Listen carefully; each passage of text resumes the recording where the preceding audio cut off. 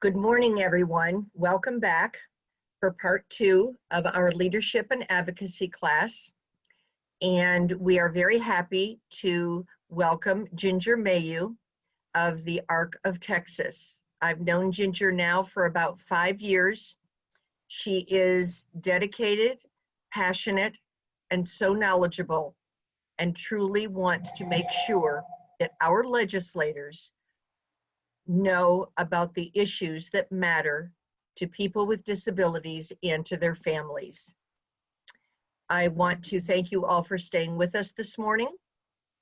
I am with Family to Family Network. My name is Judy Blake, and I am their Leadership and Advocacy Coordinator. I also want to continue to thank Christina Zavala. Where are you, Christina? Let's see, Christina is there somewhere. I just can't find her. I'm here. There you are. Many thanks to my right hand, my rock, and my colleague and my friend, Christina Zavala. Always glad because I am the one that learns a lot. Thank you. Well, we love you, Christina, always. Thanks. So Ginger is virtual from New Orleans. So happy to have you with us. We love the ARC. And she is going to talk to us about advocacy, issues that matter to people with disabilities, and how to share your story with your legislator. Please write your questions in the chat box, and we'll save them for the end. Thank you, Ginger. Thank you so much, Judy, for that wonderful introduction. I'm really excited to be here today. Thank you guys for having me. And Dustin is a tough act to follow because he is fantastic. And I know I was glad that I got to hear the last 30 minutes of that because he just tells such wonderful stories. So I'm happy for you guys with that. All right, well, I'm going to go ahead and just jump right in because I've got a lot to cover in the next hour and a half. And as Judy said, I am Ginger Mayeaux. I am the Director of Public Policy and Advocacy for the ARC of Texas.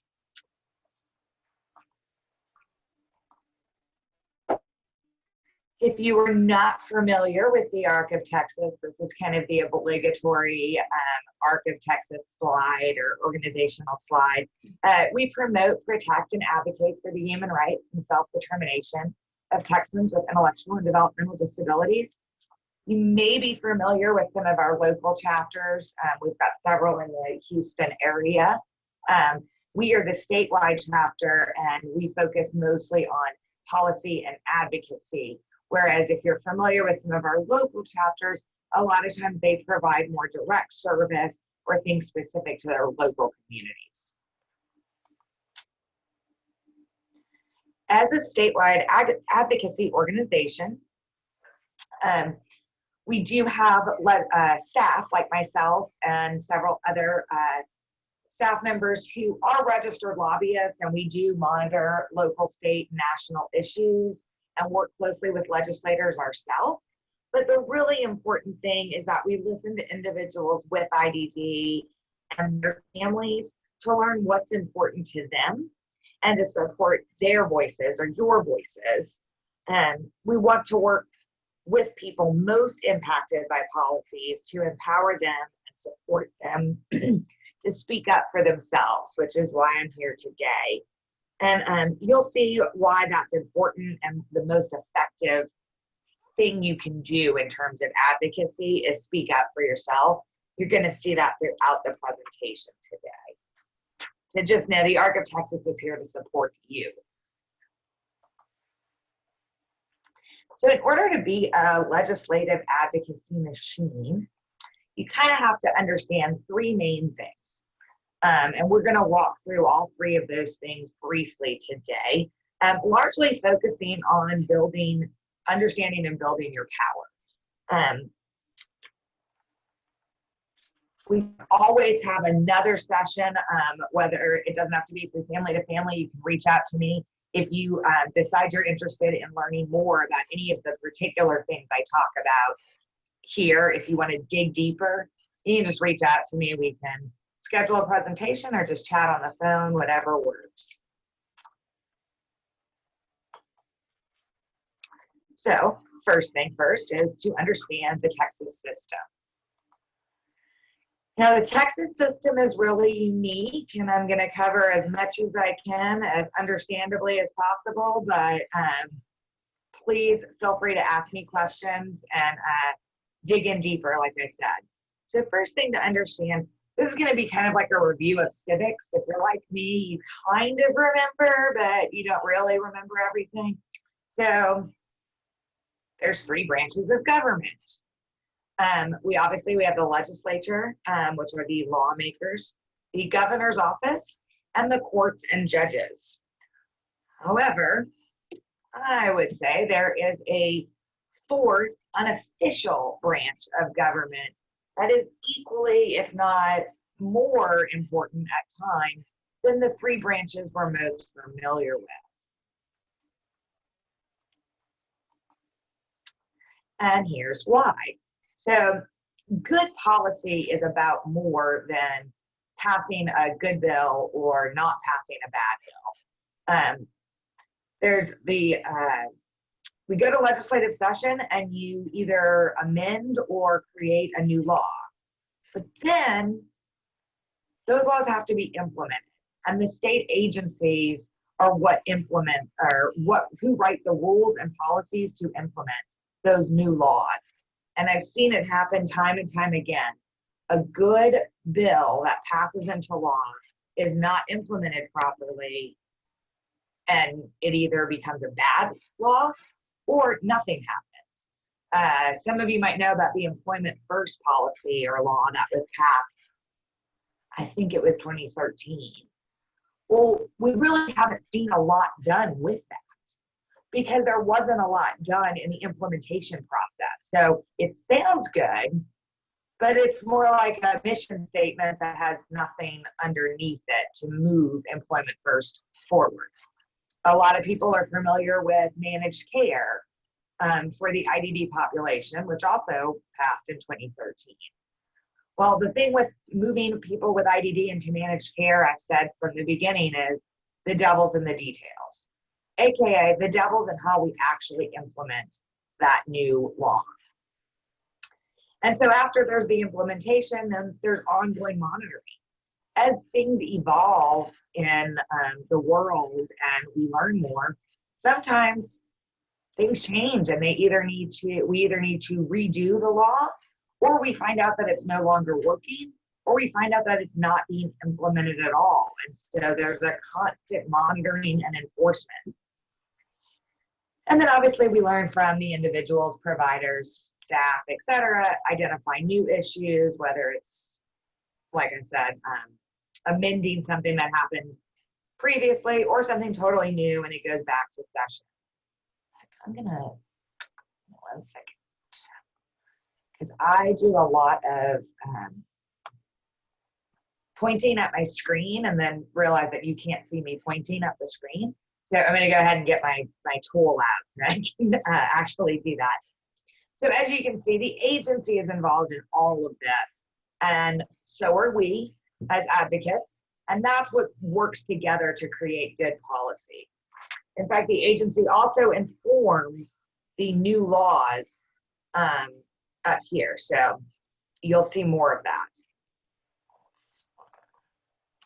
There we go.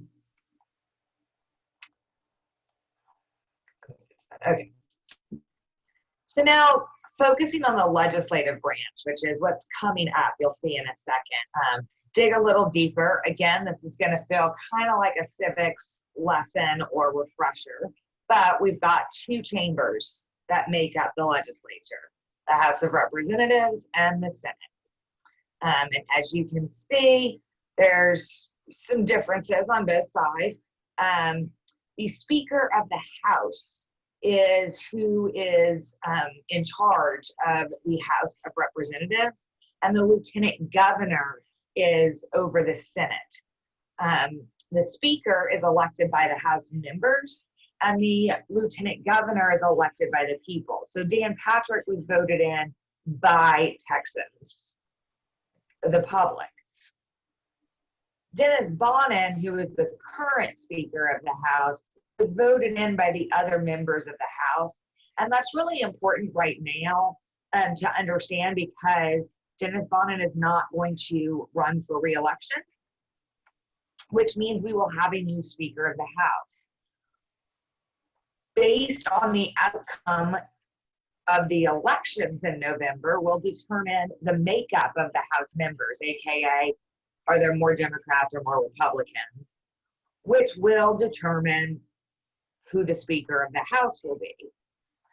That role is pretty important because the Speaker is who decides all the chairs of the committees and who's on those committees, as well as what bills are allowed to move forward or not. So it's a very important position, and we don't think about it a lot because Representative Strauss was in that role for a very long time, and it just kind of went thought about. Dennis Bonnen was only there for one session and now will not be, and we have no idea what the makeup of this next session is going to be.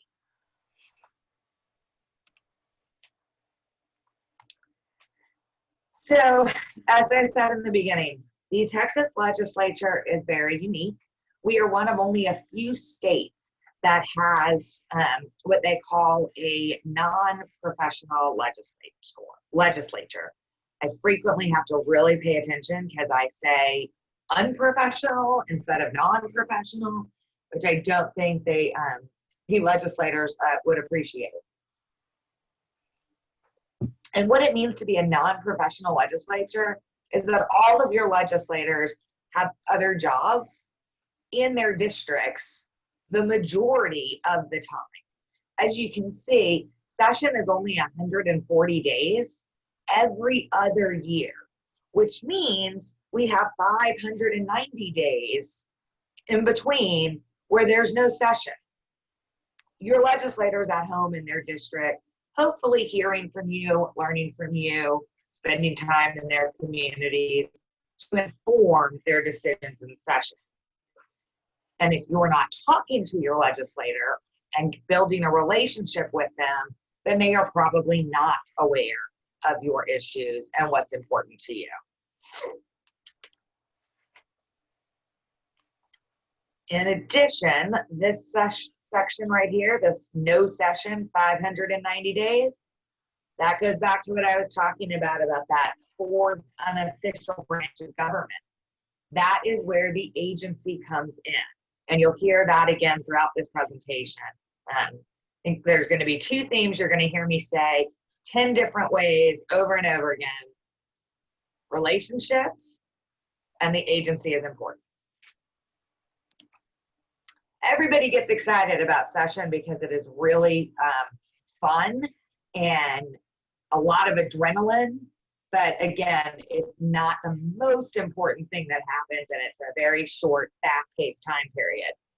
That being said, during that 140 days, a lot happens, as you can see. Last session in 2019, over 7,000 bills were filed. Of those 7,000 plus, a little under 1,500 passed. As you can see from this pie chart and those numbers, the system is designed to kill bills, not pass them. And when I say kill a bill, it means exactly what it sounds like. It's not going to pass. It's not going to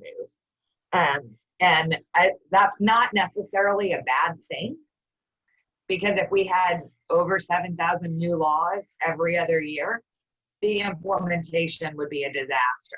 There would be no way we could do those kinds of things with the right knowledge and with the right resources. It would be just impossible. And there's a lot of bad bills, frankly, a lot of misinformation that turns into a bill. This slide I also like because it really highlights why it's important to know and build relationships again. I like to think of this as, imagine if you were a legislator, this is over 7,000 issues that are coming across your desk. This is issues ranging from the environment to railroads to education, to people with disabilities. So think about it as, how do I become more than 1 in 7,000 other issues that's coming across this legislator's desk?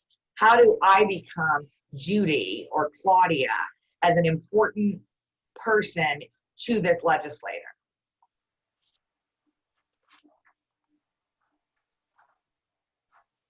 So how did those 1,429 bills get passed and the 5,800 and something die? Well, it was in this process.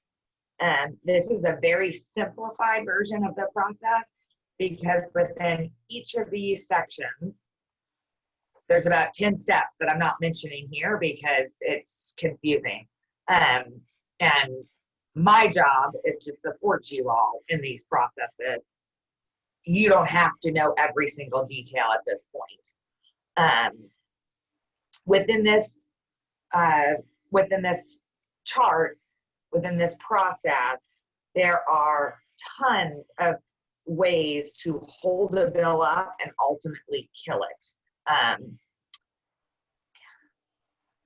going to go ahead and ask, I don't know who's here, you know, it's always hard with the screens like this, but can someone go ahead and tell me, you can just unmute yourself and shout it out if you want, where in this process can you make a difference as an advocate?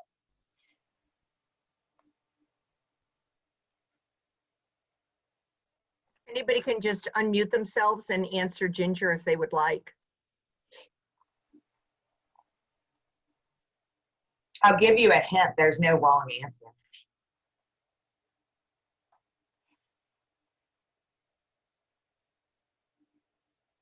All right, well, I'll go ahead and tell you. I guess we have bashful people. Oh, Mangala, there you go. Creating the bill? You are correct. Anybody else want to throw out an answer? Go Mangala. Yes, thank you. This presentation's a lot more fun if you engage with me, so. There's one lady who does not have audio on her computer. She said attend hearings. Absolutely. Thank you. So, Contacting Senate, contacting your local legislatures, letting them know your desires, emailing, forming committees that will be active in letting the community know what our concerns are. absolutely. And what you're referencing really is things you can do at almost any point in the process, which the reason I said there's no wrong answer is because you can make an impact at every single point in this process, even when it's a part. So a lot of people think either only a legislator can write a bill, only a legislator can file a bill. They get their ideas oftentimes from constituents. I would say the majority of the time, someone who lives in their district, AKA can vote for them, gives them the idea, brings the issue to them, and that's why they file the bill. Or again, the agency brings things to them. And a lot of people get really excited about testifying on a committee. It is important. It can be fun, especially if you enjoy public speaking.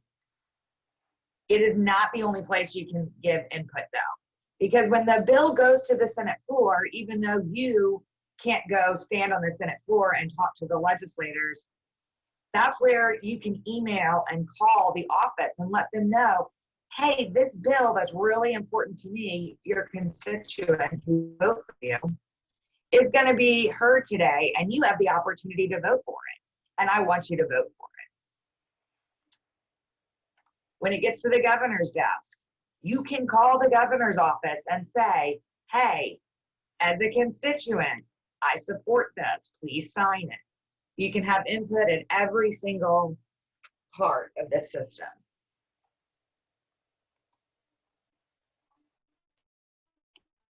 Like I said, people really enjoy the idea of the committees and testifying. I also do a lot of that.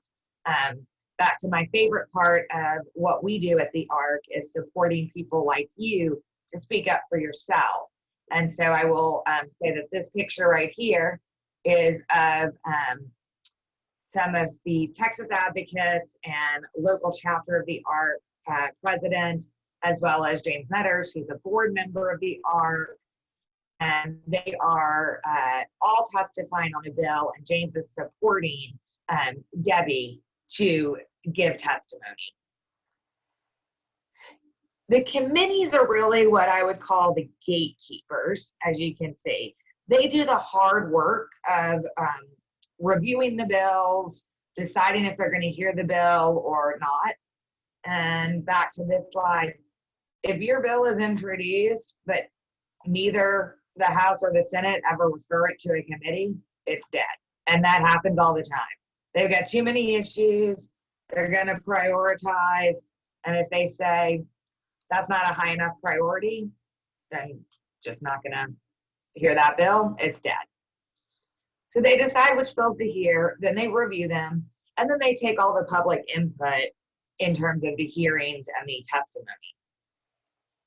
And then decide whether to vote it out favorably, vote it not voted out, vote it out with amendments, or substitute to a new bill.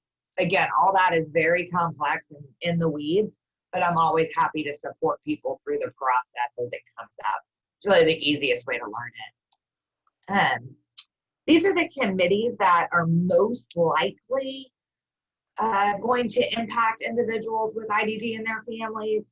This is not an exhaustive list, but these are the ones I would say we work with the most. Also, if you're interested in ever trying to file a bill or anything like that, it's really helpful if the person who files the bill for you is on the committee that the bill will go through. So like we have an ARC chapter in Wichita Falls. Wichita Falls, their representative is James Frank. James Frank chairs the House Human Service Committee. So he's who decides what bills they hear, and most committee members are going to defer to him for how to vote, because he has the power as the chair on that committee.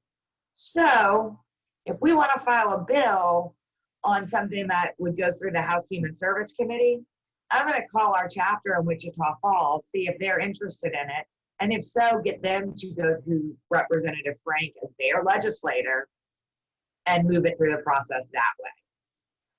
It's all about being strategic in those ways.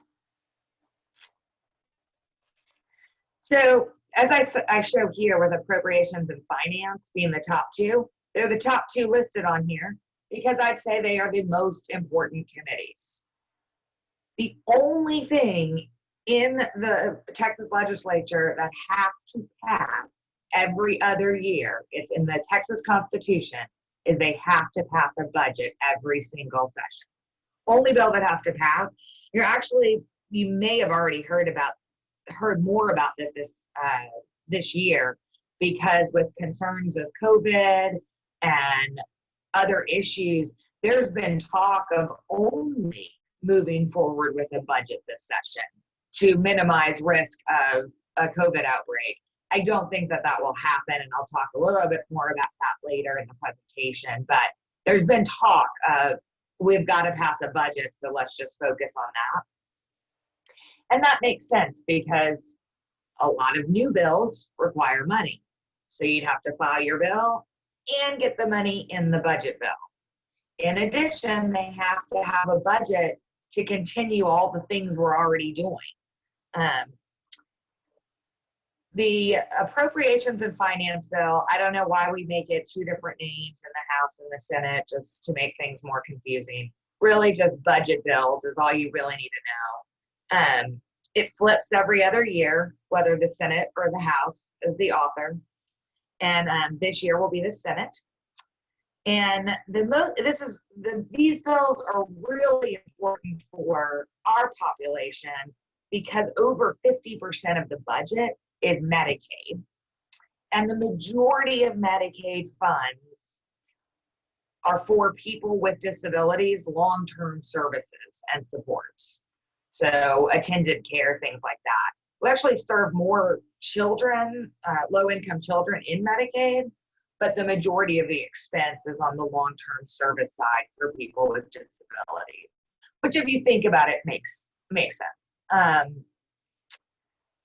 Again, this right here with the legislative appropriations request and submissions, agency. That's where the agency comes in. The legislators do not know enough to write the budget by themselves and say, this is how much money we need for Medicaid. This is how much money we need for education, which is the other half of the budget, really. Between education and Medicaid, that's almost the entire budget. They don't know enough and aren't in the weeds enough, so they defer to the agency. So when the agency submits its legislative appropriations request, if what you want isn't in there, it is not going to ever get in there. I mean, technically it's not impossible, but it's not going to happen. So you need to have a relationship with the agency to where your opinion gets to them, so that when they submit to the legislature, it's already in there. Just because it's in their request doesn't mean it's going to happen, and I'll give an example of that when we talk a little bit more about issues.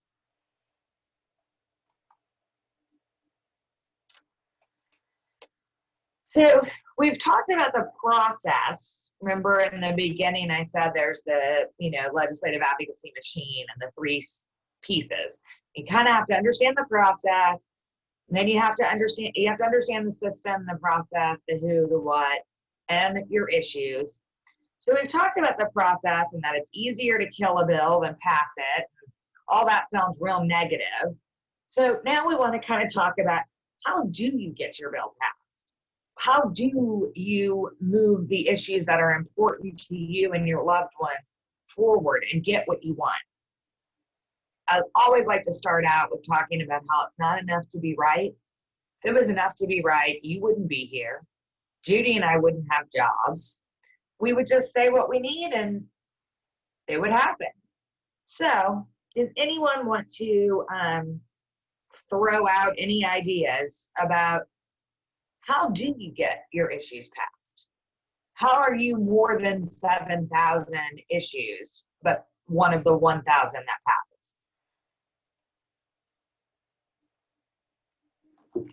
I think it starts with having a good team and everyone knowing their roles so you can stay focused, because it's not a short process.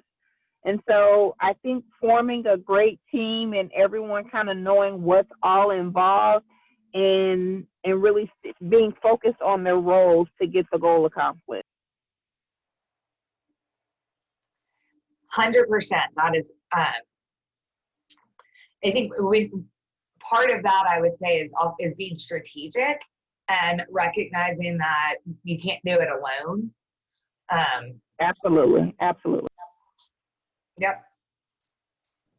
I would say looking into the governmental side and what is important to them, and finding a way to make it look beneficial to them.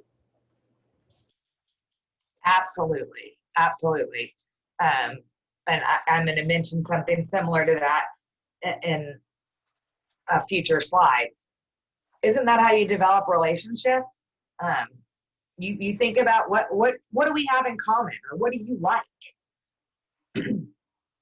It's relationship 101. We don't even think about it when it's not someone in power like a legislator. That's just how we behave as humans. And so I think that's important to remember. Anybody else?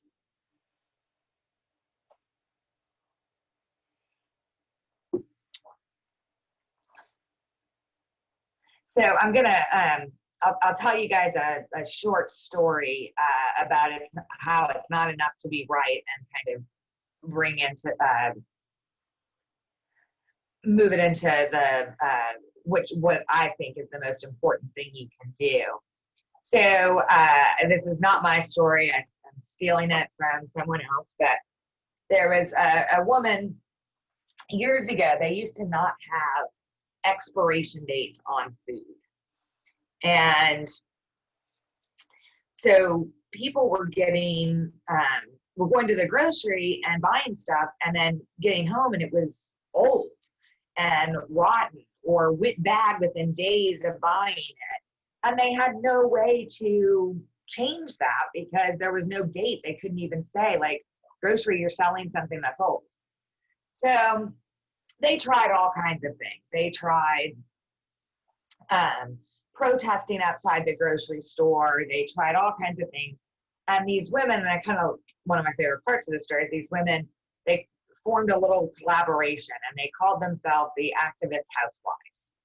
And they started, they learned how to crack, instead of, I don't know if people actually remember this, but instead of expiration dates, they had codes. And you kind of still see that sometimes. It's just numbers. So to the average person, it makes no sense, but somebody probably knows what those codes mean. So the Activist Housewives figured out how to crack the code and started handing out cheat sheets to people outside the grocery store.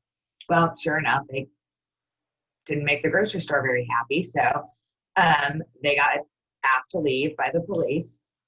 They finally decided, well, we're going to need to pass a bill.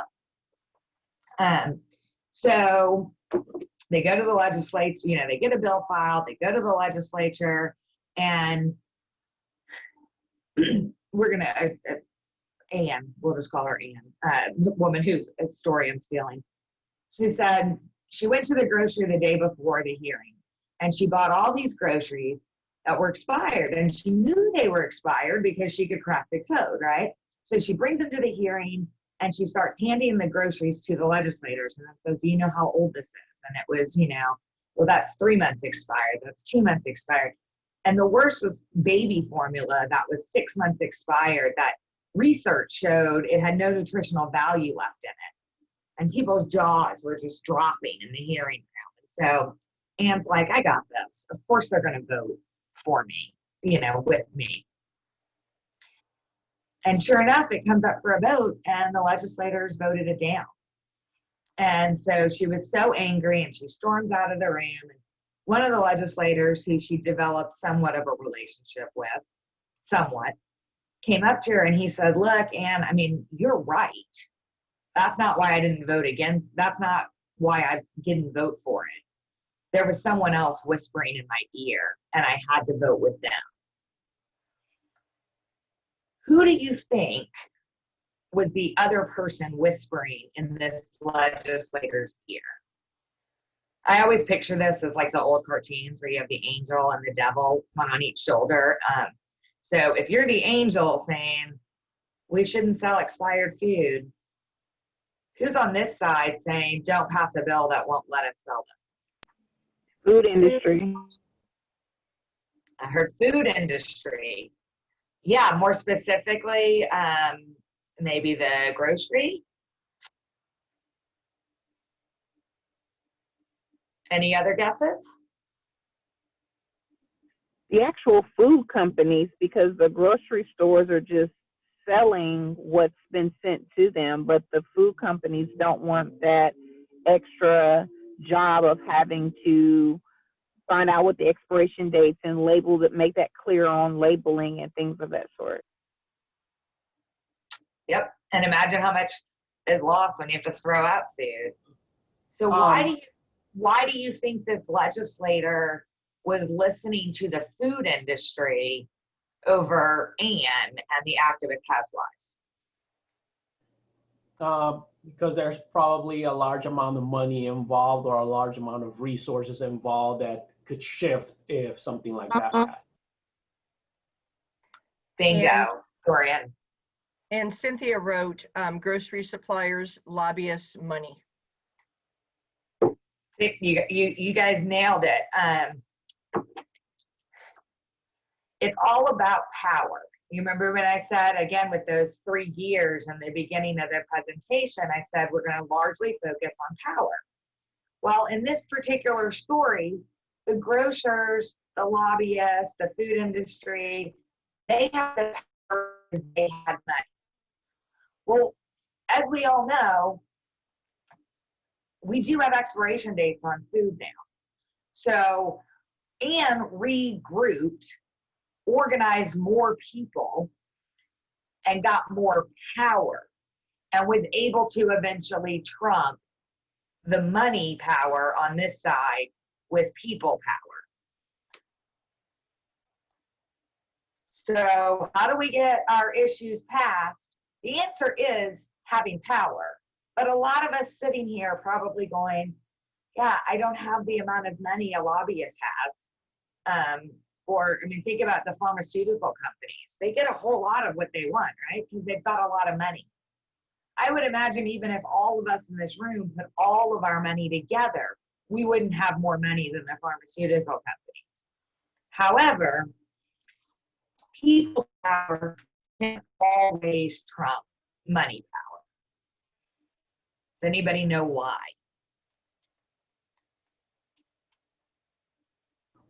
Because a little bit of money from a bunch of people equals a lot of money altogether.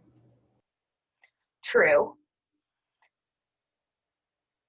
What can people do that money can't? Feel? We buy stuff, so we have the power to boycott. True, which is a way to utilize your power. It's actually a very, it's a tactic, frequently effective tactic to win on an issue. I'll give you a hint. What is happening on November 3rd? Yes, Cynthia said vote. That's what we can do. Yep. And no amount of money, and I know it sounds probably very idealistic to people right now because we don't always see the impact of voting in the way that we might want or think, but that's not because it doesn't have power. It's because people don't always go to the polls. So when you don't see what you want happen, it's not because it's not a problem with the voting process. I mean, now that could be a whole other presentation, right? Making sure people have access to voting, but it's if people don't show up. If a legislator, so let's go back to the example with Anne and expiration dates on food. Well, those legislators initially went with the money, the grocers and stuff, probably because that's also what was getting them elected, because there weren't enough people going out and voting against them because they didn't like what they were doing. Instead, they had, the power was all in these people giving them money. If that legislator doesn't get elected, it doesn't matter how much money a lobbyist can give them because they're not in office anymore. The other reason people power and the vote doesn't always win against money is we don't always organize it and utilize it. So one of the most impactful things I've seen in terms of people voting power influencing a legislator is years ago, I was sitting in a hearing waiting to testify, and a woman who worked for AARP got up to testify, and she said, "Hi, I'm so-and-so with AARP, and I represent the 500,000 or whatever the number was, Texans who are members of AARP and all support this bill." And one of the legislators said, "I bet you can tell me how many of those 500,000 are in my district and are in Ann's district and are in Joe's district." And she said, "Absolutely, I'll get it to you by the end of the day." The reason that legislator said that is because he knew that what that equated to was if there's 20,000 people in his district that support that bill through AARP and he doesn't vote for it, he could lose 20,000 votes. And so we not only make sure we are voting and using that, but letting them know that. You know, if Judy can come to the Capitol and say, I work with Family to Family, and I know that all of our members support funding the wait list. And we have X amount of members in your district, you're showing your power, and that can trump money.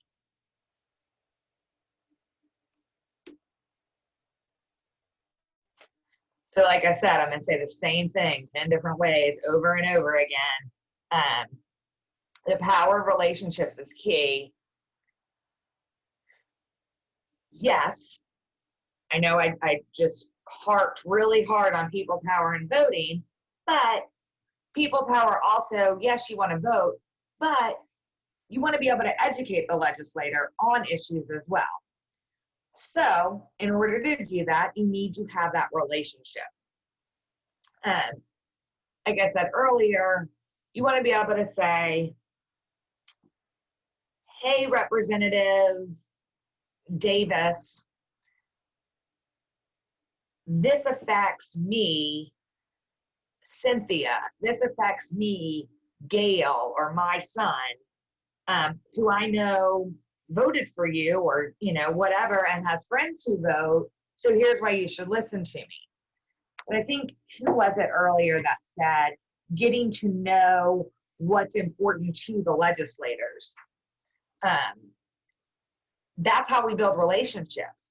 So it starts with, hey, I heard that you go to such and such church. I go to that church. Or I heard you like to play golf. I like to play golf. You know, whatever it is.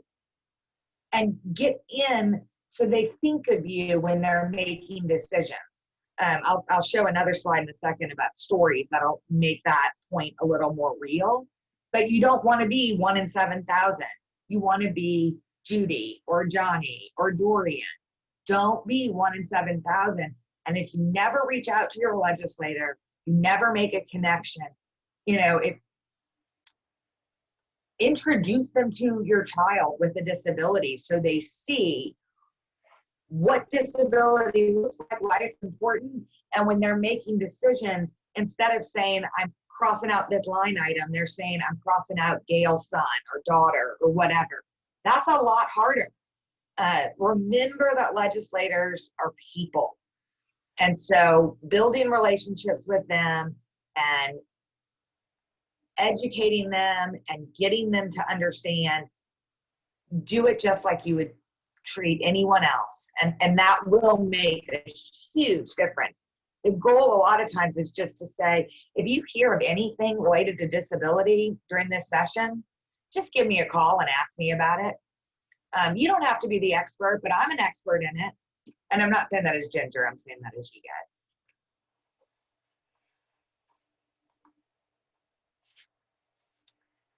So again, back to what I just said, be informed before you walk in. You want to know your own issue and then know what that legislator's priorities, interests, et cetera, are. This picture here highlights what a good example of what I just talked about working. So this is Matt and his mom, and they live in Beaumont. And then this is Representative White and Representative Phelan. They both represent the Beaumont area and have a great relationship with the ARC of Beaumont, who Matt and his mom are members of. They have such a good relationship. They go to a lot of their events and whatnot. But one year, we needed co-authors to a bill to promote employment for people with disabilities. And we walked into Representative White's office with the bill, and they just have to sign on it to become a co-author. And we had Matt, his mom, and a couple other people from the ARC of Beaumont with us. We walked in, Representative White saw us, said, hello, it's so good to see you guys.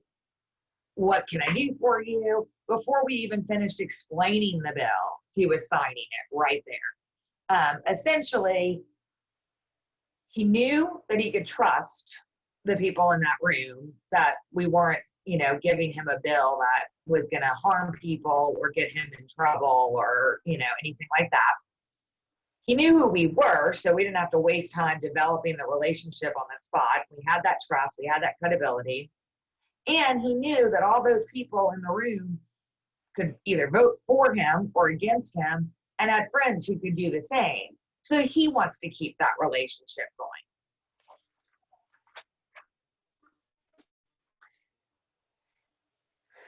And this is the slide I said was going to kind of highlight some of what I talked about just now about crossing things, cross out this line item versus this person. So this is an actual piece of the budget bill, the legislative budget bill. What looks more interesting? The picture on the left or the picture on the right?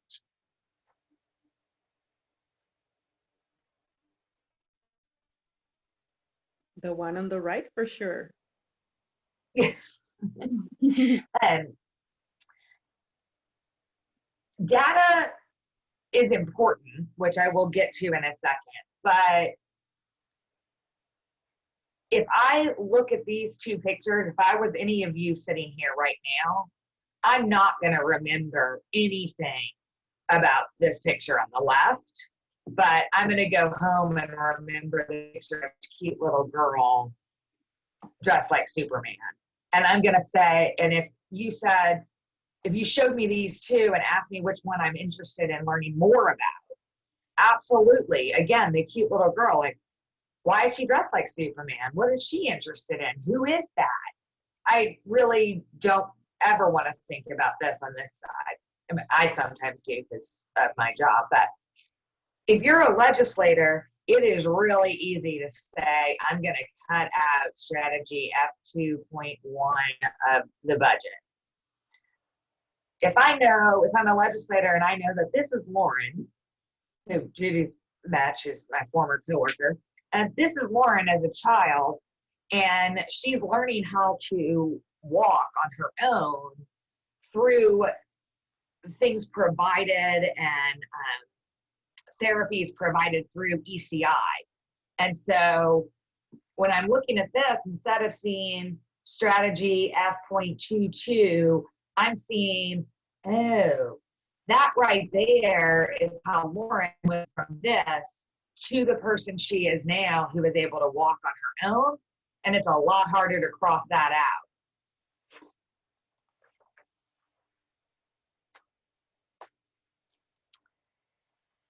So if we have more time, we can make this a whole exercise in and of itself of just practicing and developing our stories. But back to, how do we develop the relationship?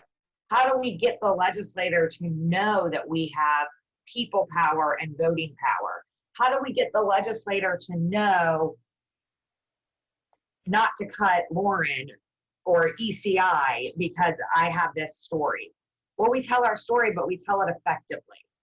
I like to say the most important thing to think about is KISS. Keep it short and simple. If you're a legislator and you have 7,000 bills coming across your desk in 140 days, a very short time period, you don't have 3 hours for someone to sit down and tell you, oh, I was born on, November 8th, and then this happened, and then that. They want to know, give me the main points, give me the why, give me some examples I can understand and use and remember, and what do you want? That's it. You do get more time with your legislator if you start building those relationships during the interim, the non-session period, the 590 days that we're not in session right now. If you start building the relationship then, you get more time with them, and I would still say you want to keep it short and simple, but you can have multiple conversations with them.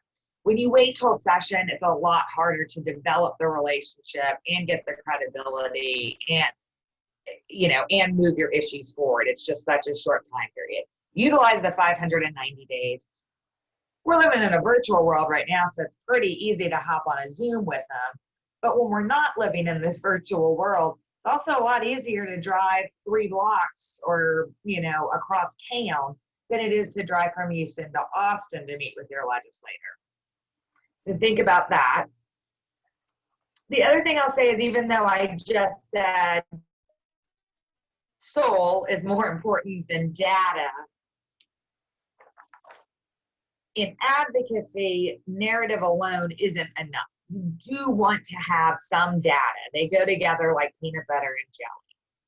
Good news is, myself and other people at the Arc of Texas and other organizations can help you bring the data. What we can't do is bring the soul or the story. I don't have a child with a disability. I don't have a disability.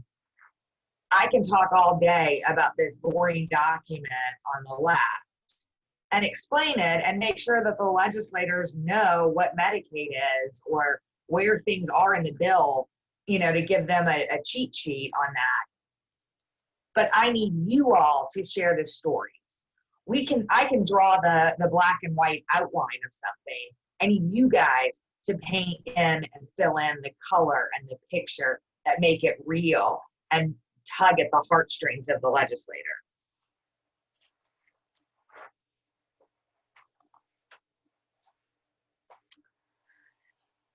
After you leave the legislative office or the Zoom meeting, whatever it may be, it's always good to send a thank you note or an email. It's another touch point,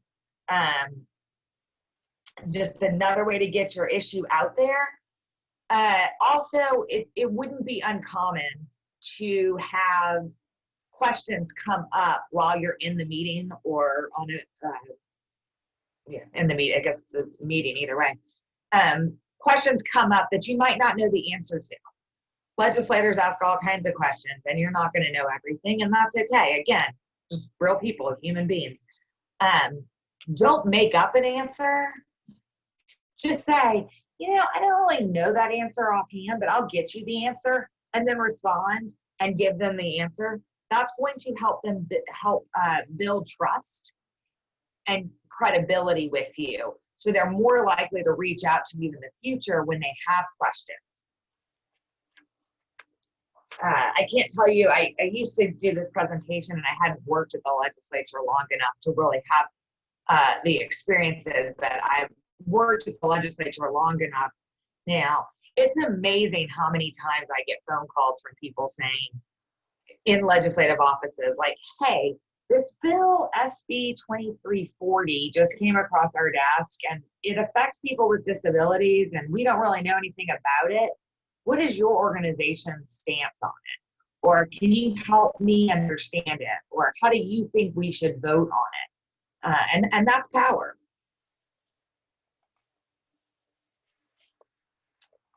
Oh, sorry. Skipped so fast. All right, so I know I'm rushing and watching the time. I am going to go through the issues briefly, just kind of give you guys some high level possible issues we'll see this session. And these are going to be things that I'm not going to go into great detail with, but give you an idea of things we'll be working on and see if you're interested then in participating, helping us build our people power, contacting your legislator, any of these issues that you find interesting. You can always reach out to me and say, hey, I really want to help fund the wait list or whatever, and here's my story about it.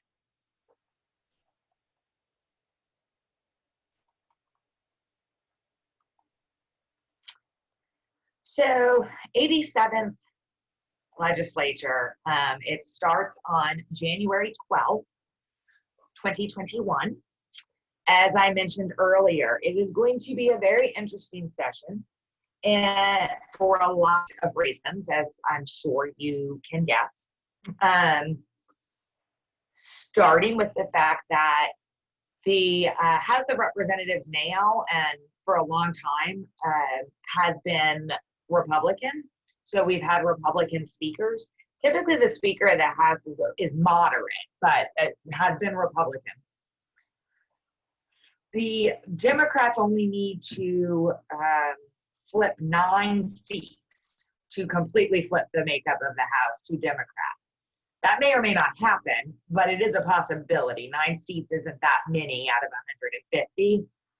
If that happens, we'll have a Democratic speaker. If that doesn't happen, we'll likely have a Republican speaker. Like I said before, based on who the speaker is, will determine who chairs committees and who's on those committees, which can make a huge difference as to whether your bill gets heard, passed, etc. So, whole new world. We won't know anything until November 3rd. In addition, we have a major budget shortfall in Texas right now. Last I heard, they were looking at a $4 billion shortfall going into the session. And I did speak with a representative a couple weeks ago, and he was saying that he thought that was pie in the sky, that it was going to be more than $4 billion. All the state agencies have been asked to cut their budgets by 5%. There's not going to be a lot of extra things with this session. In addition, we have COVID-19. That is not only going to change the way the legislature does business and how much they can be around the public, around each other, around lobbyists. We don't know what any of that's going to look like. I can also guarantee that if we only can pass a few bills, which, as I said earlier, is a possibility based on COVID and the budget, issues related to COVID-19 and any future pandemic will be top priorities. There's been some talk of only looking at governor priorities or having legislators pick their top 5 issues, and that's all that's going to move. All kinds of different things have been thrown out. Again, we don't have any definitive answers, and I guarantee you we won't until after the election. But COVID-19 bills, we will see. Funding for COVID-19 related issues, we will see. And then the governor has made it very clear that criminal justice issues are going to be a big priority for him. Obviously, again, with everything that has gone on this year in the world related to Black Lives Matter and defunding the police, however you want to frame it, whatever your stance is, that will likely be a high priority. And the governor has obviously in what priorities are going to be seen. They reserve the first several bills, they number bills, and the lower the number, typically the higher priority it is. So some people want to file bills quickly, but they actually reserve the first several numbers. The budget's always number 1. It's always either House bill or Senate bill 1. The other few bills in the early numbers are reserved for the governor and the lieutenant governor's priorities. Just a little random tidbit. The state budget is always, like I said, very, very important. This year it's going to be even more important than normal. One, because there's a deficit. Now this is last session. We don't have this year's projections yet. But as you can see, public education and health and human service, these are always the biggest portions of the budget. And then there's these other little tiny pieces, and the Arc of Texas, and I imagine you guys are most focused on health and human service and education issues. And then we do focus a fair amount on criminal justice. So budget, very important. This year's also really odd because typically the legislative appropriations request that I talked about earlier would have already been released and would have had quite a bit of input from the public. The Health and Human Service Commission solicited input from stakeholders in October of 2019 to start developing their LAR for 2021, which was earlier than normal. But again, that shows you how important this 590 days are. They were working on the budget for next session back in 2019. They took input then. Come March of 2020, COVID hit, and everything has changed. I mean, when we submitted our recommendations to them about what to fund and how much to fund, we didn't even know the words COVID-19. The Health and Human Service Commission has not taken additional stakeholder feedback since then. And they have gotten several extensions on submitting their input, their LAR to the legislature. So we have not seen their LAR, and they have denied our request to provide additional input under the new circumstances. So it is very difficult as an advocate right now to know the direction we're going in and where to put our focus. But I can guarantee you, particularly due to COVID-19, we will be focusing heavily on funding more community-based services for people with IDD. Last thing I'll say about the budget, and I'll talk about community services in a second as well, is the way the budget works is the agencies submit what they need to continue their existing services.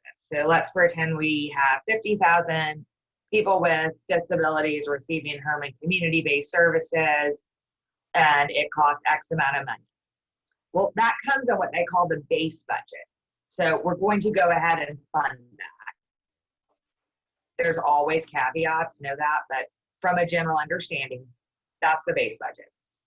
And then they have what they call exceptional items, which I say are wish list items. They are things that are not currently funded that we would like to see funded. And if there is extra money, then they prioritize those things.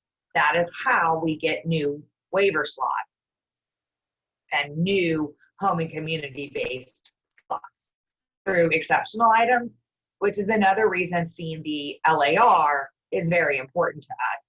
Because if HHSC comes in and says, we're not requesting any additional slots, then it's just, like I said, almost impossible to get it. If they say we're going to request 20,000 additional slots, that's probably the max you'll get. Likely the legislature will drop it down. I'll talk a little bit more about that in a second, but very, very important piece of our work. So, like I said, the ARC of Texas we have 4 major pillars or priority areas we focus on: criminal justice and civil rights, education, employment, and community-based services.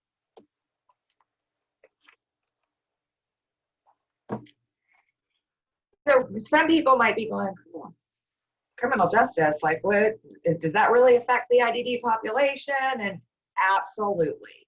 And in multiple aspects, as victims, suspects, and witnesses.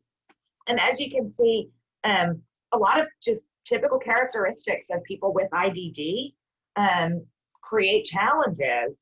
And what we know about people with IDD is that regardless of their role in the situation, these barriers to justice are consistent across the board. As you can see, you just had a presentation on guardianship that can create barriers to investigations.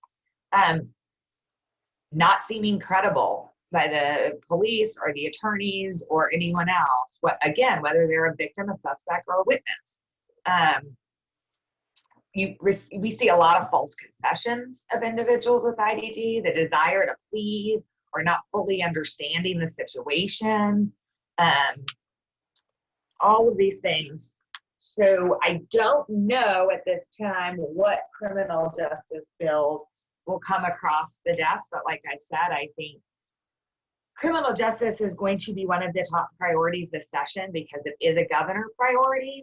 Therefore, one of our roles, we may file some bills if possible, but one of our biggest roles is going to be monitoring every bill every criminal justice bill that is filed to look for unintended consequences or impacts to the IDD population. One thing that we see a lot in the legislature is it's not always an intent, they're not always intentionally doing things that negatively impact people with IDD. It's that they didn't think about them as part of what they're doing. And so a large part of the role of the ARC of Texas is to always be there going, hey, don't forget about people with disabilities. Have you thought about this? Have you thought about how that might impact them? Because a lot of times legislators don't even think about it. One of the most horrifying things I've heard was going into a legislative office and the legislator saying, I don't have anyone with IDD in my district. You know, and to this day, it baffles me. It's like, you clearly don't even know what IDD is. I mean, unbelievable. So again, as you can see from this slide, the statistics are actually pretty startling. I actually didn't realize how drastic it was until really diving into this role. But the general population of people with IDD is around 2%, but they make up about 10% of the actual criminal justice system, and are 7 times more likely to interact with law enforcement than people without disabilities. And if any of this is super, super interesting to people and you're like, I really want to learn more about IDD in the justice system, Alex Kogan, who works for me, is our criminal justice and civil rights policy specialist. She trains law enforcement, she trains legal professionals, families on the justice system. So you can reach out to me and I'll connect you guys with Alex. So I said we had 4 pillars. Pillar 2, employment. And this is actually one of my favorite areas to work in, because I think employment opens up all the other issues you learn about. And we often take for granted, as people without disabilities often take for granted, the right to work and the ability to work and all the things it offers. I mean, how many people have met their good friends and their support networks through work? Employment gives people so many opportunities. I can't speak highly enough of ways to support individuals with IDD to work. There's a lot of myths about employment and people with disabilities. One of the biggest being that if you work or you make money, you will lose your benefits. That statement is only partially true. You will lose, the more money you make, the less money you get from Social Security as a check. But that's because for every $2 you make, you'll lose $1 of SSI. So you always make more working than you do with SSI. You won't lose your Medicaid insurance just because you work. And so it's really important. I don't know, Judy, are Ricky or Noreen going to present to the group? Actually, in our next session on November 7th, Michelle Howard-Herbine is going to be speaking on this very topic. And I strongly recommend that everyone listen in, because she really blows away a lot of those myths and presents the facts. Yes. And it's very complex, I will say. So, you know, I'm not going to sit here and say everyone can just work with no worries. There's a lot of layers and issues, but there are a lot of people who can provide benefit counseling and support, and it is 100% always better to work. There's a balance in being realistic and having high expectations. If you don't have high expectations, people, it's like a cliche phrase, I'm trying to blank on, but you know, people rise to the expectations that you set. So if you set the bar down here, that's where people are going to go. If you set it up here, it will surprise you and frequently meet you there. But you also want to be realistic. The cute little girl in the Superman costume I showed you earlier, so that's Lauren, my former coworker, and she was actually in charge of our employment policy.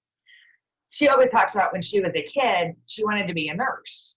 Well, Lauren has cerebral palsy and can't control her muscles all the time. So she'll spasm or, have like a reflex. And her parents had to be like, that's great, honey, but nobody wants you to give them a shot or take blood because you can't control your hand. But let's think about what you want. Why do you want to be a nurse? And what jobs can you do that get at that why, even though you might not be able to be a nurse? That makes sense. So sometimes you have to think outside the box and balance that being realistic and having those expectations. This is just reiterating a lot of what I just talked about.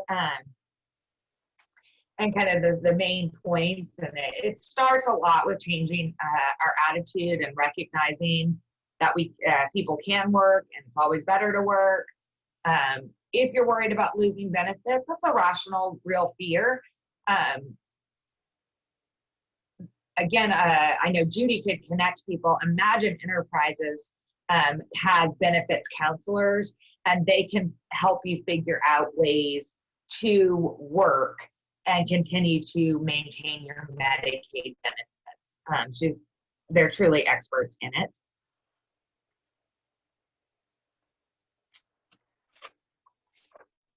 I'm watching my time, and I'm not going to go super into inclusive education, as Judy knows, and sadly, Kyle Piccolo is the lead on our education policy, and unfortunately for us, but good for him, moved to Colorado in November of last year.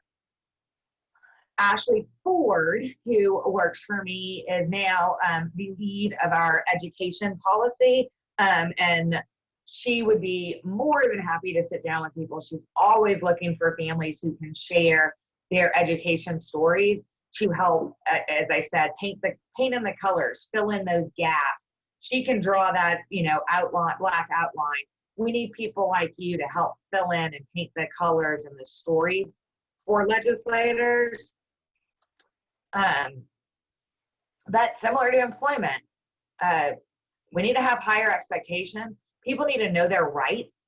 Our Inclusion Works conference actually starts next week. So you can get online and Google that. It's obviously going to be virtual. Like I said, with criminal justice, my assumption is that we will see a lot of focus on education. Again, because it is one of the biggest parts of the budget, but if you don't know, Texas has been in a lot of hot water with the feds for not providing inclusive education to everyone. And so I think you will continue to see things that have to be corrected and addressed through that.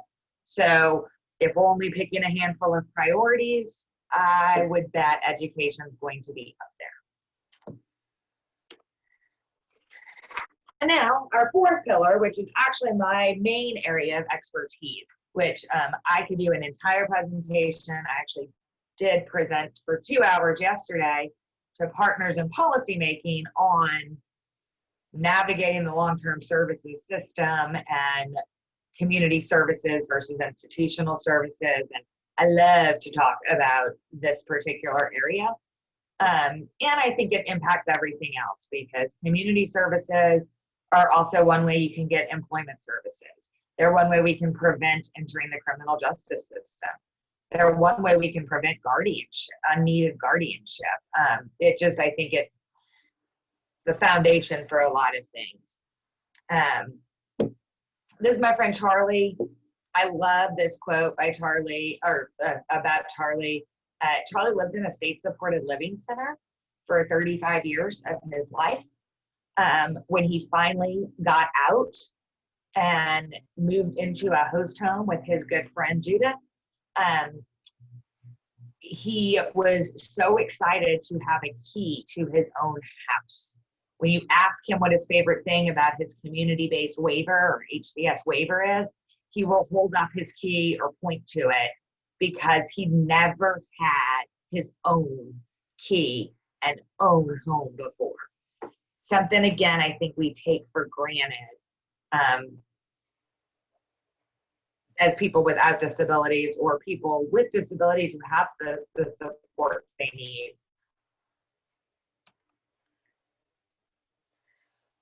Unfortunately, in Texas, we have a huge institutional bias. Our home and community-based waivers are what the majority of people want. There's over 160,000 people waiting for those community-based waivers. However,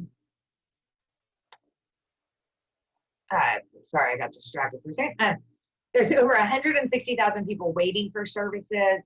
There's probably 70-ish thousand receiving community-based services. It costs substantially less than the institutions, but people wait up to 15 years for those services.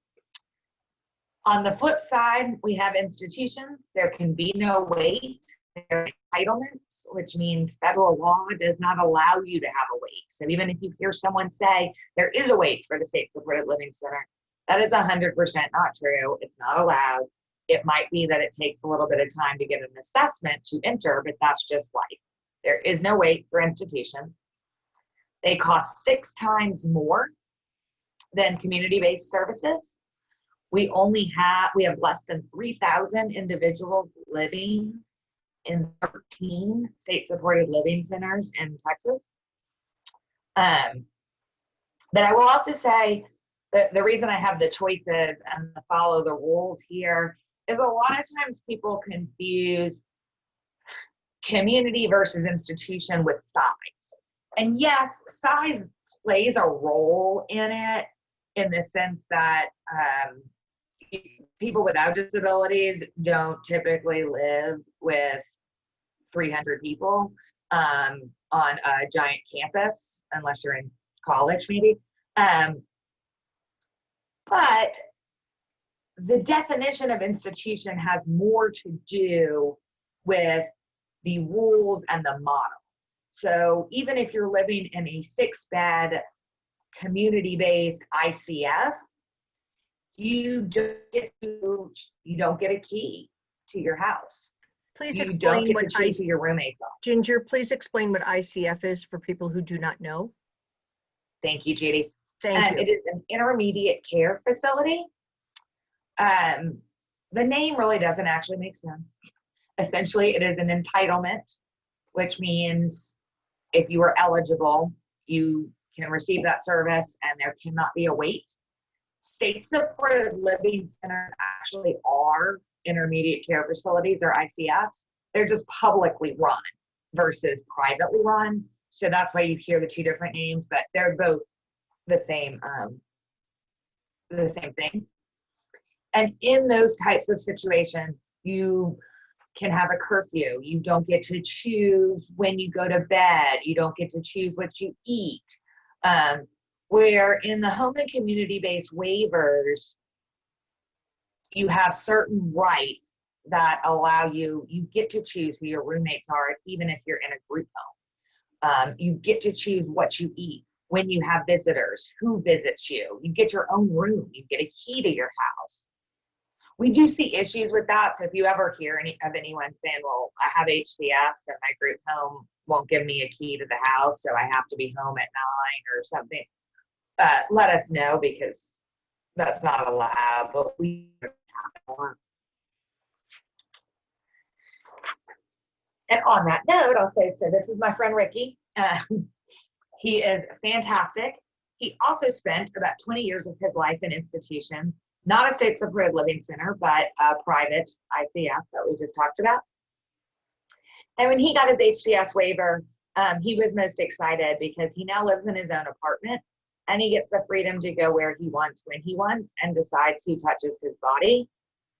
Again, things we take for granted as people without disabilities or people who have the supports and services they need.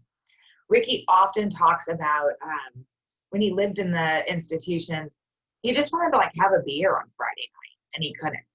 Or wanting to have his family over to watch a football game and couldn't necessarily do that. Lots of things like that.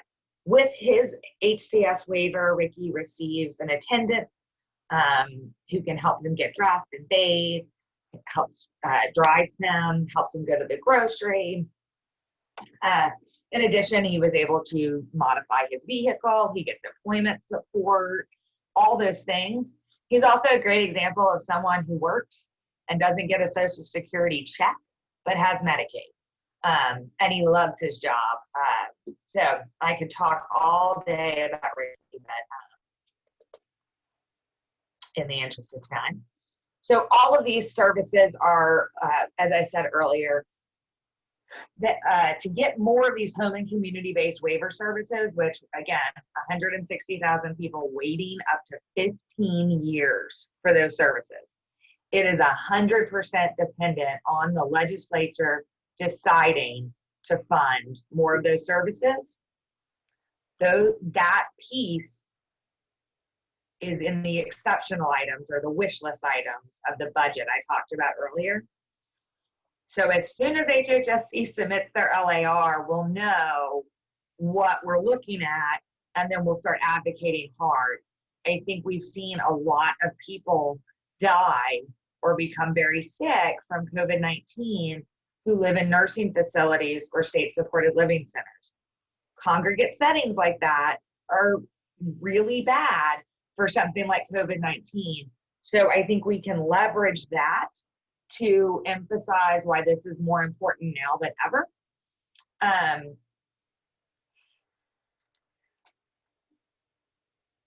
Yeah, I'll leave it at that. I could talk all day about the need for these services, but hopefully we will not only get people off the wait list and into services, but also fund what we call promoting independence, which are a separate pot of money for people who are in a crisis situation and without those services would have to enter an institution, which I mention here. If anyone is sitting here going, I don't know what a waiver is, reach out to me after. If you don't know if you're on the wait list, reach out to me or call these numbers. And if you're sitting here going, well, if I don't get services for 15 years, what happens to myself or my child? I can't wait that long. I'm about to have to go to an institution now, whatever the situation is, reach out to me. Do not do that. There are ways to get access to services before having to enter an institution, regardless of where you are on the wait list. And if I could just interject, Ginger, Family to Family Network is having a series of trainings beginning October 21st, every other Wednesday. And for those of you who do not know the term LIDA, or some people pronounce it LIDA, it stands for your local authority, your local IDD authority. We are going to be having a presentation on February 3rd from Ninfa Escobar, who is one of their program directors. She is going to be speaking specifically about waivers and what the Harris Center does for all of Harris County. And it doesn't matter if you're part of Harris County, Montgomery County, Fort Bend County, Brazoria County, it's what the LIDAs do in general. So we are going to be having that presentation. So yes, you do need to sign up, Gia. Follow me on Facebook or follow Family to Family Network on Facebook. And I will be posting all of that. Fantastic. But yes. Well, good. Then I don't feel bad that I don't have more time to talk about Yes. waivers, because I could talk about them all day. You bet. So kind of did a crash course in advocacy and issues, but I think and that we don't know for sure what session's going to look like, which is why sometimes I can give a lot more specifics of these are the bills we're going to file, these are the, what's coming. And right now it's an odd world, like hashtag 2020, right? But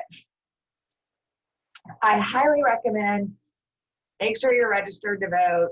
If you're not, register, though it is too late to vote November election, but you'll at least be ready next time. make sure you go vote. Look up your legislators. This is a hyperlink. So when Judy sends you all the presentation, if you don't have it already, you should be able to just click on that. If not, if you Google who represents me, it'll pull it up. Find out who represents you. If you don't know who represents you, how are you going to build a relationship with them? How are you going to let them know that you vote and how you want them to vote?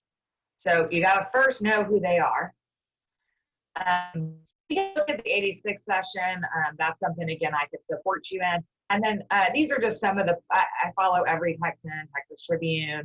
Twitter is a really great place to follow your legislator and message them. Like, hey, I want you to fund the wait list. I like Twitter for this because it's very public. And so if that legislator then doesn't respond, everyone knows that they didn't respond to you. And just the final points here of advocacy or reminders, build the relationships with the staff. The legislators are important, but when I say legislators, I'm basically saying their office. I think Judy could attest to this. When you go to the Capitol, most of the time you're going to meet with the staff. And to be totally honest, the staff's going to know more. So they're going to tell the legislator what to do in a lot of regards. So build the relationship with the staff. In fact, this is Senator Watson's staffer last session. Try to think of the opposition and counter arguments before going in so you're prepared and not thrown off. Again, do not forget that it is okay to say, I don't know. It is better to not know than make something up, get caught in that lie, and then just like anyone else, you've lost trust, and it's a lot harder to rebuild trust. And then just lastly, don't be intimidated. Like I said, it's real people. Develop relationships with your legislator just like you would anyone else. What are their interests? What are your commonalities? Start there, then share your story, and then what you want. Keep it short and simple. KISS. And then I like to kind of end with this quote of from Emily, who is a self-advocate and has presented on storytelling before, but she says, it is by sharing stories and making the disability experience accessible to the world that we will reach a world that is truly accessible to the disability community. And we were going to practice, but we ran out of time. So this is a reminder of preparing your story. We went a little over with Justin, but I think that was worth it after hearing him. So I'm not upset about not getting to practice, but I am always happy to work with people on crafting their story. I thoroughly enjoy helping people craft their story in an effective way. So you can always reach out to me, and I'm happy to do that. My contact information is here. And are there questions? I'm going to make sure that I send your PowerPoint to everyone, which I will make sure that I do along with the recording. So there was a question, how can people help Texas receive more funding for waivers now? Great question, Maria. There are families that have been on the HCS waiting list for over 15 years. So true. And I think I probably answered your question. Yeah. Can you stop sharing your screen, Ginger, for us? Yep. So we can see everybody? Thank you. Yes. Perfect. Did that work? Yes, perfect. Okay. Thank you so much. I have two screens, so it looks the same for me. I'm pretty sure I answered that question, but based on when you asked it, I'll just say again, the only way to get more HCS waivers is by getting the legislature to fund more waiver slots. And so we only get that opportunity every other year. Mm-hmm. And once we see the legislative appropriations request from HHSC, we'll kind of know what we're up against. But if I were you, in terms of right now, I would contact your legislator next week and let them know why waivers are important and that the wait is 15 years and that they have a lot of people in their district waiting. I can send you data on how many in each district are waiting. Mhm. I guarantee you legislators do not always understand or know what Medicaid is, despite the fact that it's the majority of the budget that they vote on every year. A lot of legislators think Medicaid, oh, that's for low-income individuals who can't afford insurance. Well, in Texas, that's really not true. There are people, low-income children and pregnant women and people with disabilities. That's it. We don't fund Medicaid for just people who can't afford insurance, generally speaking. And so what you have to tell the legislators is Medicaid is predominantly for people with disabilities and for services that private insurance does not cover. That's the biggest talking point I can give you. Medicaid covers services insurance doesn't cover. If you can find a private insurance that will pay for an attendant or private duty nursing in your home, please let me know, but it doesn't exist. Medicaid is the only avenue. Let your legislator know that now. So I'll get off my soapbox. And I see Maria. you're fine. So before we get to Johnny's question, because Johnny had a question, Maria has her hand raised. Maria, you go first, and then I'll ask Johnny's question. Gotcha. Thank you, Judy. I guess I should have been more specific because every other year we all, get I shouldn't say we all, but a lot of parents and a lot of people that have been advocating, we send letters to legislature, and a lot of times there's sample letters that we, tweak with our own stories, and we send that in, and we get receipt that we have sent in the letter, they've received the letter, and that it's taken in consideration. But as you know, there hasn't been more funding allocated in many years, and the list is moving very slowly. And it's been moving slowly. Texas is such a big state that, we need those dollars. They really make an impact. So do you have any, I guess to kind of be more specific, any tips other than what's been done previously to try to make an impact? Because it does take time to build the relationship. Like all the points that you had earlier were great points, but a lot of parents want to know, like right now, is there anything other than, like you said, writing the letters, building the relationship, like right now,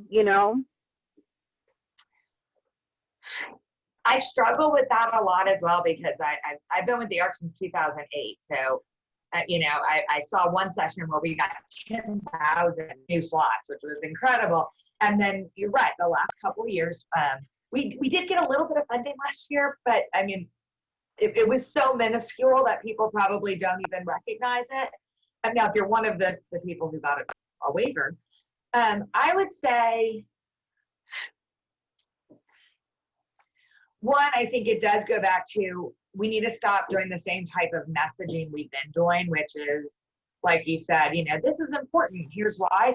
Because I believe we're starting here with, this is, I need this waiver because my child needs X, Y, and Z. And we need to start here with, did you know that Medicaid is this and that private insurance doesn't cover it? Like, I feel like we're coming here and they don't understand here. So I do think we need to come back to that. And this is Ginger's opinion, but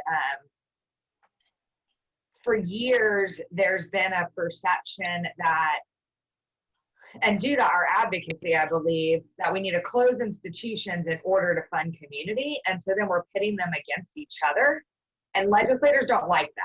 So I also think we need to stop using that argument. Yes, I talk about the fact that they're more expensive, but let's just talk about funding community and leave out the institutions with legislators right now so that they don't feel like I either go with Maria or I go with this person who's in an institution. Don't make them make that choice. Just make them choose this and ignore this. And with that, I think the best thing we have going for us with COVID right now is the majority of deaths were, and I know this is probably like talking at both sides of my mouth with the institutional thing I just said, but the majority of deaths for people were in congregate settings. If we funded community-based services, people wouldn't have to be in congregate settings, which could actually save the state money just in terms of a COVID situation. So I think leveraging COVID at this point is one thing we need to do, not pitting it as you're either for community or institution. You know, they can still fund the institutions and community. And then giving them more of a foundation, starting with this is what Medicaid is, and this is what IDD is. Honestly, I don't think legislators even always understand that. The education. Yep. So I know that's only half helpful, but no, those are good points. I'm going to make sure that I, communicate all of those points to parents, because they feel like they're doing their part and they're doing what they know to do. But I think you made a key point where it's like, we're writing these letters, we're doing this, but if legislatures think, oh, well, everything's already taken care of, or we already allocated funds to Medicaid, what are they talking about? The education part, if they have that, then they know why it's so important. I find that so many people, including legislators who aren't in our world, when I tell them that there are children, I know a mom who sleeps every night with her hand on her daughter because her daughter stopped breathing during the night and has seizures, and they don't get any services because they don't qualify for Medicaid financially without a waiver, And so she has to have her hand on her daughter all night so she can wake up to assist. And when I tell people these stories that aren't in our world, they're like, wait, we don't take care of people like that? I really think people believe, of course we take care of people with disabilities. What we don't like about Medicaid is it's funding people who are lazy or something. I'm like, no, you actually don't know what you're talking about. You're coming up with some propaganda that doesn't exist in Texas. So Lisa had asked, when Texana called earlier this year to see if we were still interested in being on the list, they mentioned the program was quote unquote frozen then. Is that true? So yeah, it was true. I don't know when they called, but I mean, yeah, based on earlier this year, that this would make perfect sense. So when COVID first started, Texas didn't know how to assess people and enroll new people in the waiver without meeting with them in person. Yeah, it was in March they were called. Okay, yeah. So, yep, that would make perfect sense. In March, until, I'm looking at a calendar as I'm staring here, I want to say maybe until June or July. They didn't have a way to do anything virtually to enroll people, so they froze the list. They are enrolling people again now, and we are pushing hard to ensure that they utilize every single slot that was funded last session, even if they don't have time to enroll everyone before the new budget comes in, that money still stays for what its purpose was. Sometimes you see if they don't use money in the appropriated year, they sweep it. And we're fighting hard that every single dollar that was appropriated for those waivers get used for waivers. But they are rolling out slots again. Thank God. Anna, do you want to unmute yourself and ask your questions?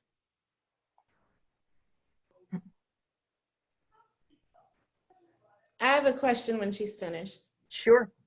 Yes, I just, why is it that Texas is so pro-institution? I mean, I've lived in other places, and it just it makes me, it just irritates me how they're just so pro-institution, like, I mean, agree. and so when I hear that, it's like, what do we do as parents? I mean, what is out there to shut those down? I mean, I know that there's always a group that is pro-institution, but I can never wrap my head around that.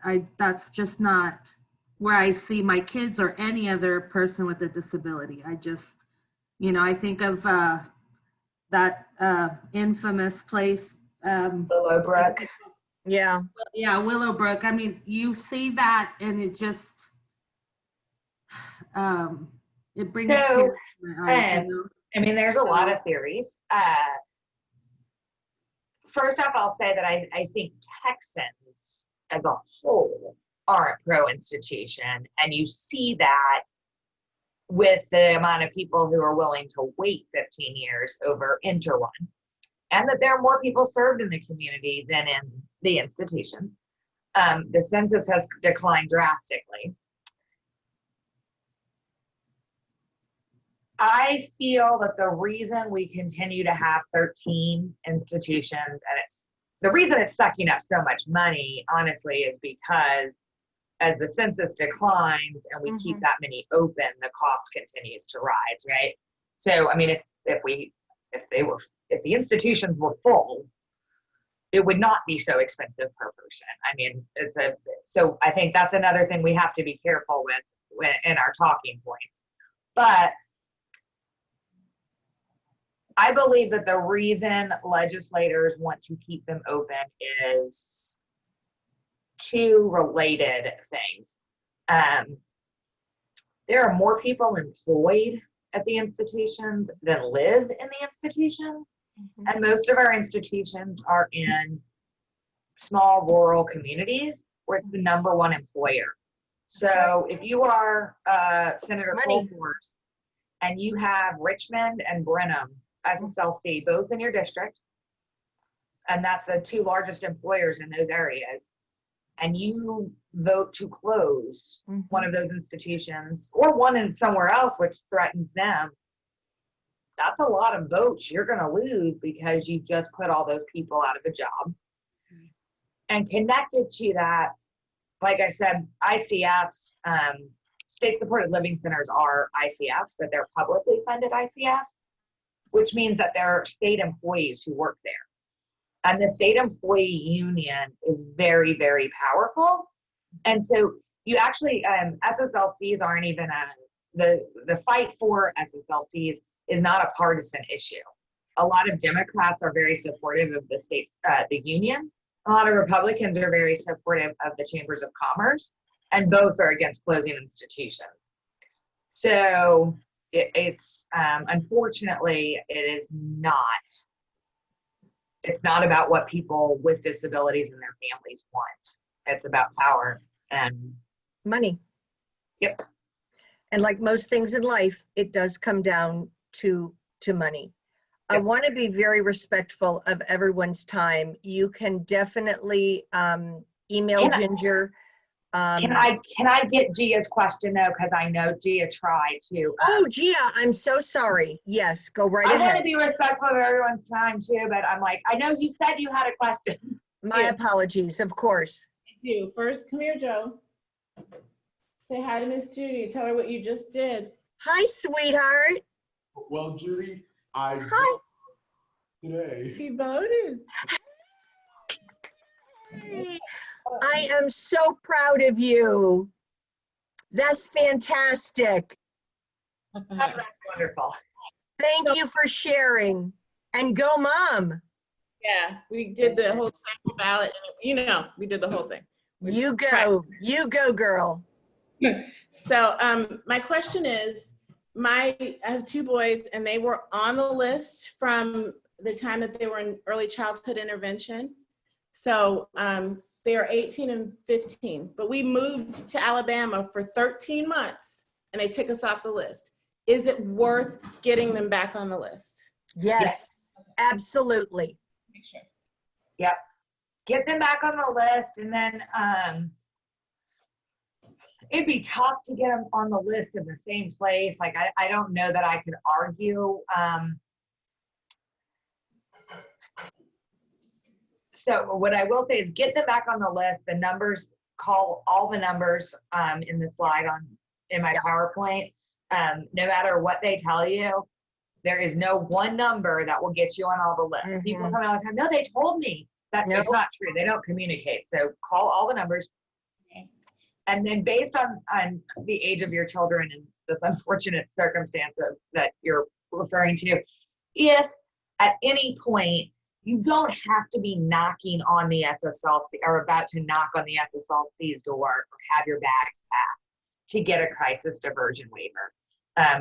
When I do my presentation and I talk about crisis, we want to prevent crisis. Don't go into crisis before asking for help. I've never been turned down for a diversion waiver that I've helped someone apply for. It's just a matter of explaining why you can't wait 15 years or another year for the service. So, sometimes it's just a matter of someone's health the parent's health condition changed, or there's behavior issues, or a new diagnosis. So if at any point you feel like I cannot wait 15 years without going into crisis, don't wait till you're in crisis. Give me a call. Absolutely. And Family to Family Network can help also. I'm also co-coordinator of a wonderful, or not organization, but it's called CRCG. And there are CRCGs all over the state. And I'm co-coordinator of the Harris County CRCG. And regardless of COVID, we still are having what we call staffings. And we bring together all sorts of resources to help families in crisis, but we want to help families before they reach crisis. Oh, look at that. Isn't that precious? Go Dad.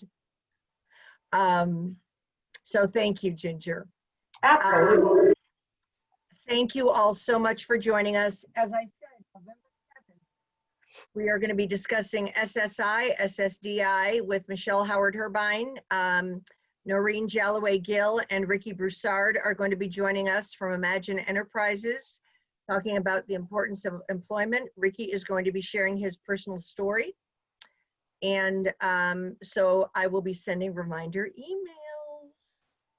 emails. Yes, you're right, Anna. Kudos to Ginger. Thank you for that excellent presentation. I can't thank you all enough for joining us. And Gail, what a great photo of you. Wow, in my next life, I'll look like you. That's a beautiful picture. Thank you all for joining us. I can't thank you enough. Christina, thank you for being my right hand. And Dad, I love your picture with your child. That is just too cute. Yes, buy that boy a Happy Meal. All right, many thanks to all of you. Thank you for joining us. When is the next training in? It is November 7th, Saturday. And the survey. I'll be sending emails and reminders, November 7th. The survey link, I will post it again, but it is in the, hold on, I will post the link again. There it is, and I will leave it up there. There is the survey link. If you could please complete it. It covers both presentations. Thank you all. I'm so happy you enjoyed it. Thank you so much for filling out the presentation. So grateful to all of you for joining us. Bye.